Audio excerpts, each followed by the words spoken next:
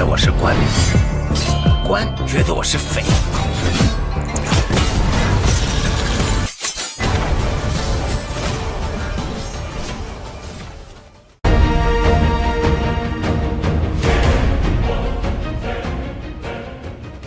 Pemerintahan yang korup, rakyat yang menderita, dan berbagai kelompok pemberontak mulai bermunculan di berbagai wilayah.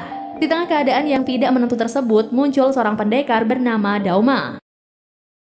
Ia hanyalah seorang pria yang hidup sebagai pembunuh bayaran. Namun di balik penampilannya yang dingin dan keras, Dauma menyimpan masa lalu yang rumit serta prinsip hidup yang membuatnya berbeda dari kebanyakan pemburu bayaran lainnya. Kisah dimulai ketika Dauma melakukan perjalanan bersama seorang anak bernama Xiaoqi untuk membunuh Xing. Tepat saat itulah Dauma muncul dan berhasil menyelamatkan nyawa Xing.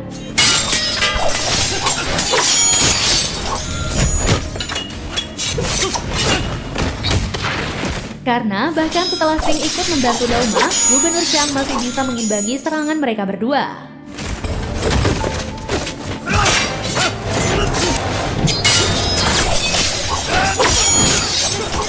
Hingga saat Gubernur Chang berhasil menusuk Xing dengan pedangnya, Xing dengan sengaja menusuk tubuhnya lebih dalam agar Dauma mendapatkan kesempatan untuk menghabisi Gubernur Chang.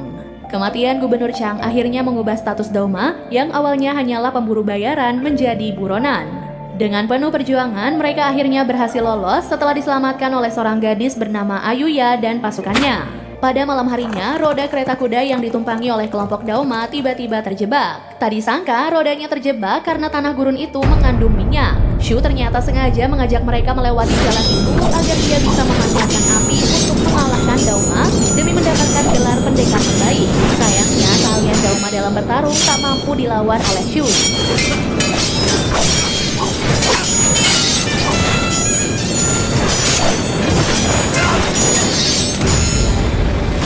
Dauma pun berhasil mengalahkan Shu dengan menjatuhkannya ke kolam minyak. Saat itu, Dauma sebenarnya bisa saja membunuh Shu dengan membakarnya. Namun Dauma memilih untuk tidak membunuh Shu agar ia merasa berhutang budi. Film kemudian ditutup dengan nuansa yang emosional sekaligus penuh harapan ketika kelompok Dauma melanjutkan perjalanan mereka ke kota Chang'an. Meski banyak kehilangan dan penderitaan, masih ada kemungkinan untuk masa depan yang lebih baik. Dan perjalanan yang telah mereka lalui menjadi bukti bahwa keberanian tidak selalu berarti mengalahkan musuh, tetapi juga melindungi sesuatu yang berharga ketika seluruh dunia berusaha merebutnya. Itulah dia alur cerita film Blade of the Guardians. Terima kasih sudah menonton alur cerita kali ini dan sampai jumpa di alur cerita berikutnya. Bye guys!